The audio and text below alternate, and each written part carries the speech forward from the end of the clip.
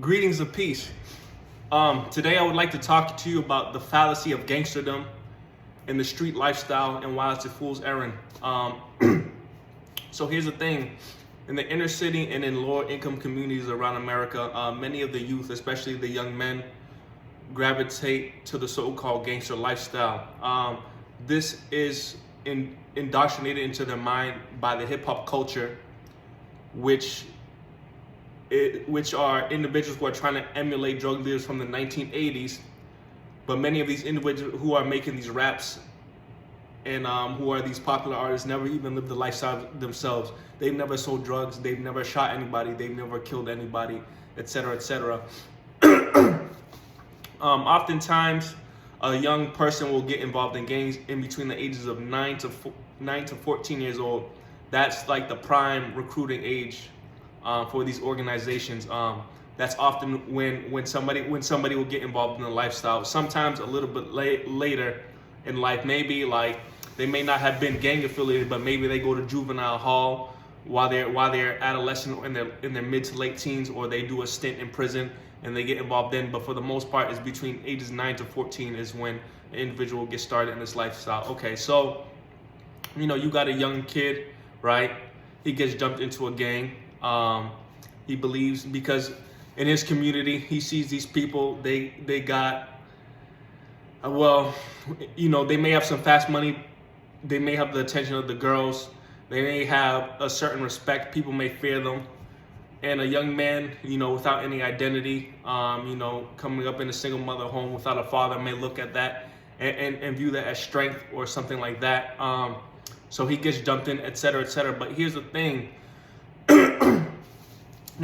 Most of those guys aren't making any significant amount of money. Most of those guys do not make more than the average 9 to 5 are doing what they do, which may be selling drugs, etc., etc. So like back in the day in my city, middle school was the prime breeding age for gang members. I remember recalling being 14, 15 years old. I had my peers carrying guns on them and getting in the shootouts, but if their mother was to kick them out, they'd have nowhere to go. So every day they're stepping out and they're risking their life and doing things that could get them incarcerated for years, yet they don't have a pot to piss in, and they couldn't even stand on their own 2 feet as men if push came to shove. So you go down this rabbit hole, where you're selling drugs, you're carrying a gun on you, you're getting into shootouts. Maybe you're doing robberies, breaking and entries, joyriding cars, etc., etc. So you embark on this lifestyle, but here's the thing.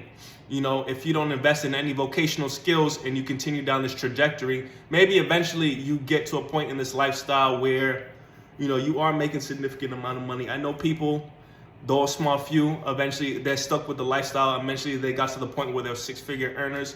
Some even got to the 7-figure earners. I know of people and have been close to people who eventually got to the point where they are making millions of dollars doing illicit activities. But here's the thing. Even if you get to that point, because what you're doing is illegal, you can't even do anything significant with that money without it becoming a risk. So even if you do get to a prosperous position in that lifestyle, if you were to try to go invest in real estate or legitimate businesses, etc., etc., it's very difficult because everything's electronic now and all you have is paper. So it's hard for you to invest, etc., etc. Maybe you could try to have somebody who is legitimate do it for you, but then that comes with the charge of money laundering. So really, you're really locked out of legitimate means of income unless you're a very shrewd person. But even then, there's still a risk. So you have the bread, but you can't do anything with it. Not only that, your time is short. Most people I know in that lifestyle who even do get to the point where they're a 6 or 7-figure criminal, they usually don't last on the streets past the age of 25 before either they get killed or get locked up and do football numbers. Once in a while, you may have there are some shrewd, intelligent, and low-key people that do this for decades without getting caught, but they're very rare. Most people I know fizzle out by 21 to 25. They don't last very long. So you do this, so you're doing this, but you have no track record of doing anything legitimate, so you get stuck. So you're doing this, you're doing this lifestyle, but even if you want to transition out, you have no track record of doing anything. So it's hard to, unless you know a guy like me who knows how to pretty much make things manifest out of thin air. You know what I'm saying? Or you come across an opportunity where you could get your foot in the door and maintain the lifestyle you have without necessarily needing a paper trail. But it's very difficult to find those kind of vocations and those kind of skill sets, et cetera, et cetera. It takes a certain amount of determination, a certain mindset, and a certain resourcefulness that majority of people just don't have. You know what I'm saying? So you're doing this. Yeah, maybe you get attention from certain kind of young women, but usually they're not quality women. They may, I'm not gonna lie, they may be of the more attractive variety, because to many of these young women, you represent a certain image, and you can stimulate their emotions in a certain way, because you're known for doing XYZ, or you got XYZ name, or you're known for moving XYZ pounds or XYZ bodies, or you're with this set and they're doing XYZ, you know what I'm saying? You're with this set and they're known for doing this and that, et cetera, et cetera. But these young women, despite whatever, they may look like, or what kind of banging body they may have, in their mind is garbage. These women are corrosive and can't really bring anything to your life. They're more like an accessory, a keychain, et cetera, et cetera. So you embark upon this journey as a young man, you get involved with a gang, you eventually get to a point where you have to carry a gun everywhere you go. You got to look over your shoulder because of certain things the people around you may have done, or certain things you may have done. You're involved in a vocation that doesn't yield high dividends, and even when it does, it's risky. So by, like I say, by 25, it's usually over for you.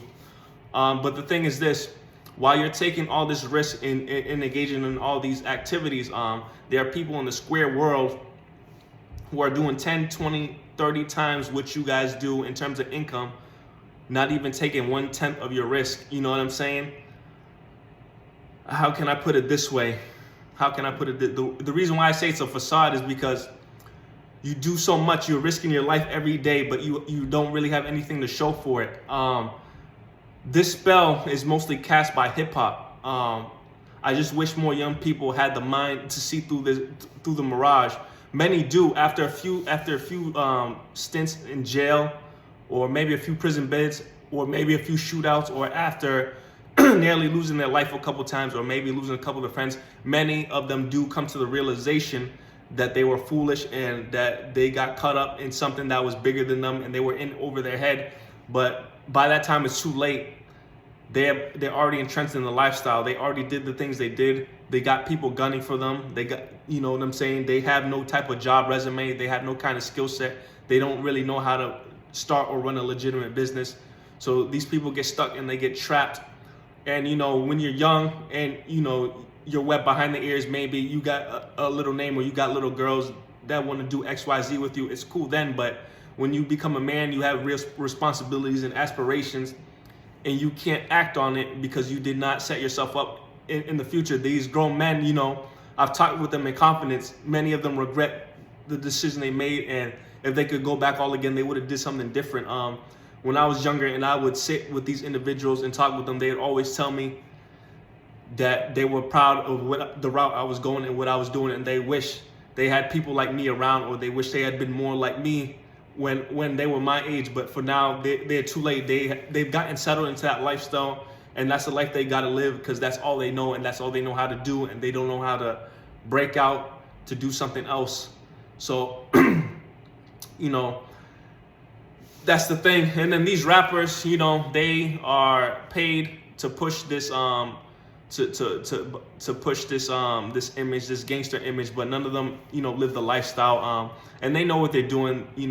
These corporate executives are paying these rappers to promote this stuff to young kids. They know that their target demographic is mainly between 9 to 21, so they know that they're targeting children like this. And these rappers, they're just pawns. And like I say, they take their cues from the 1980s drug era, which were a bunch of adolescents that had their communities flooded by drugs that were being shipped in by the government, and they were pawns in a bigger game. What can I say? So though there are people, many, like I said, many of these people feel like they're trapped. It's not really true. There is a way to transition out of this lifestyle, but even if you were to try to talk to these people and tell them, a lot of them, they don't have the self-esteem nor the ambition to try to break out. You know what I'm saying? And then a lot of them have psychological issues, emotional issues, drug habits, etc., etc. So a lot of these people are just blown in the wind. So yeah, it's a high risk, low yield lifestyle. What can I say about this? I mean, there are options for these people, but many times they're not trying to hear it because the options are not sexy. What can I say? I mean, I don't see this type of culture going away anytime soon. It's going to keep continuing unless there's a great type of there's a type of reset or some type of wake up call, whether it's an economic collapse or some type of war or something like that. I don't see these individuals making any better decisions. There are always a small few that get a wake up call and manage to transition out, but overall it's an empty lifestyle. Now let's say you are a gang member and you keep it real. You know what I'm saying? Let's say you catch a bid and you do some time and you keep it real with your folks and you don't snitch or nothing like that. Oftentimes you will not be rewarded for that. I mean, when you're locked up, they're not gonna put money on your books. They're unlikely to write you or even keep up with you. It's unlikely that they're gonna do anything for you or your family. And if they do look out, let's say you have children out there in the street while you're locked up, it's unlikely that your homies are gonna step up to take care of them. If you have a lady out there, the only way they're gonna take care of her is by having sex with her behind your back. But that's another story for another day. So you risking your life every day trying to keep it real, but nobody's gonna keep it real with you for the most part. There are exceptions, but for the most part, nobody's gonna do nothing for you. So you're risking your life for petty dollars and for people who don't give a damn about you at the end of the day. And many of you as adults come to realize this, and that's why a lot of these guys turn snitches. A lot of these guys maybe do something to, they turn their back on the hood and do things that, get their former blocks or their former sets angry at them, etc., because they wake up and realize their whole life was a bunch of BS. But if you're young and you're involved in that lifestyle now, if you can, well, I won't speak on that. Anyways, you gotta make the decision that's best for you. If I were you and you're involved in this lifestyle right now, I would try to get a vocation. I would change your environment. You are who you hang around with. I would try to be around people who know and understand legitimate business. I would learn a vocation that will enable you to make money anywhere in the world, under any circumstance and under any economy. If you could find a way to join a country club, I would do that, because the people around you rub off on you. You know what I'm saying? If you could get yourself to a country club, you'll be around high performing people. Even though you may come from the ghetto, or you may come from, wherever you come from, or whatever set you claim, etc., you can always present yourself in a respectable manner, and still get around these people and soak up some game and find ways to parlay yourself out of your current situation. If you were born into a rough situation, maybe your parents were on drugs, your father wasn't there, maybe you got associated with the gang, not because you wanted to, but because you're from a certain area. And once you got to a certain age, you started getting targeted from people from other blocks. That is something that's unfortunate.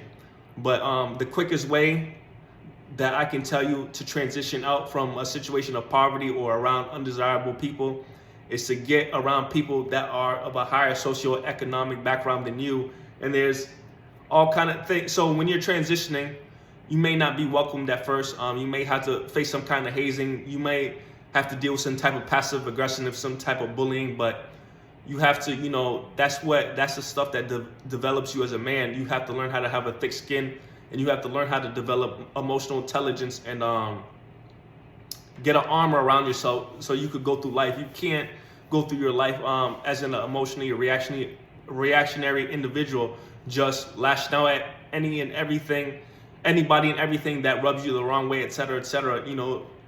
That's how many of you live. That's why you guys are constantly catching cases. That's why you guys cannot function in the mainstream society. That's why a lot of you, guys have the problems you have.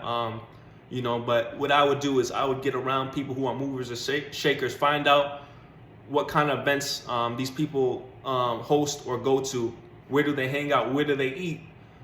Where do they shop? Where do they drive? And I would use that, as your guide, and I would emulate those people. Now, when you do this and you start to change, the people around your way or from your block or from your set or from your city may start to look upon you strangely.